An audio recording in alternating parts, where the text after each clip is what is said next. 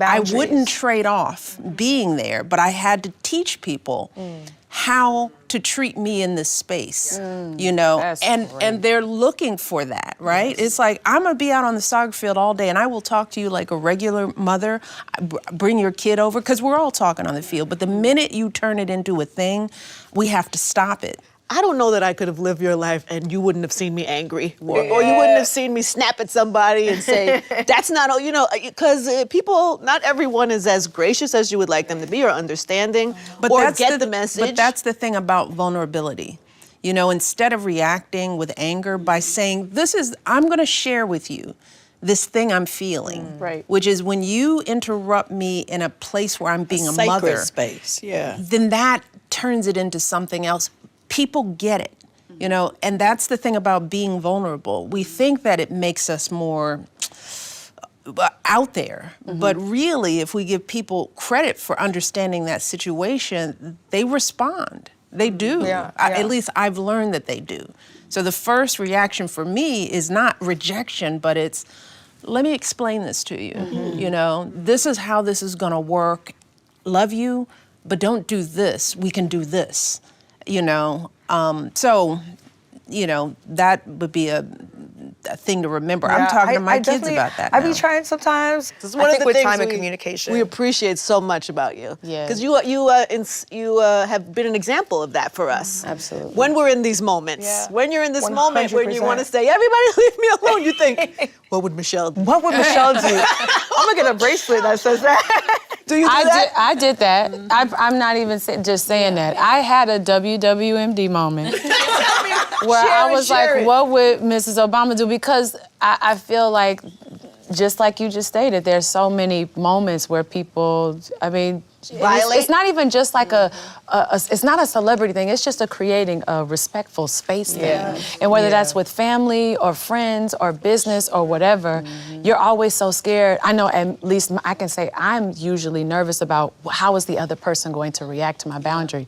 And then I had to learn that ain't my business. Right. How you react is not my business. You're getting better at not being a people pleaser. Getting better at it, right? Yeah, you're getting really good. And that may be part of it, that their reaction still bothers you. You know, and so you've got to get to the point, and this is the part of the book where we talk about the mask, the boundaries, the protecting our armor, you know, protecting. Once we get to know ourselves and know our light, it's not just to be out there. You have to create some protection for it, because people will eat your light up. You know, they will wear it down if you let it, and it's not even intentional. No. You know, it's just because people are hungry for something.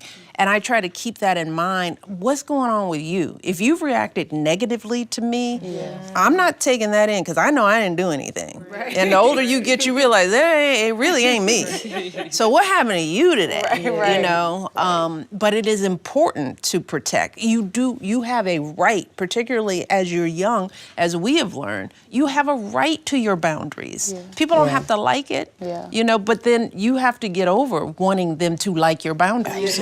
You set them and move on. Now, when I'm in that situation where they get a little too, then I leave. Right. Okay. Then the situation is over. I think there's something really true to what Ms. Tina was saying also about once you've done that in your life and you've created these spaces and your boundaries and you know what you're willing to do and not, it's easier to say, but this type of thing hurts my feelings. Because you're protected in your own way from your own vulnerability. Like, if you're not comfortable with your boundaries and then you're vulnerable, it's terrifying. Because you don't know how somebody could take advantage of it, right? We only see like everyone's highlight reel, you know, in social media and their life, and or we meet people quickly and we're like, oh, how are you? I'm great. Everything's great. Oh, that's wonderful. But we don't say, I'm having a hard day today. Because you don't want to throw that on nobody. I'm literally thinking, I don't want to put that on nobody today. And I will probably, I know for me, I will probably like carry all of that.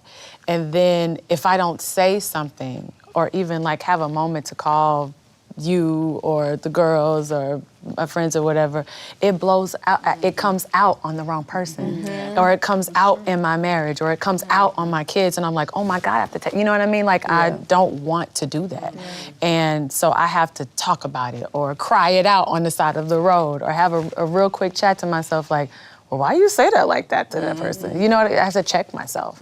And I'm finally like good with being honest with myself, even when I see that part that I don't like, that I'm still working on. Yeah, yeah. That's a tough thing. Yeah. But I liked what you said about the boundaries and the vulnerability. It's not a celebrity thing. It's in so many different ways. And on the other side of it, you know, when you talk about protecting, I feel like I've experienced, because I've been pretty protected, you know, my whole life. You came out, you didn't even want people to see your face. Exactly, right.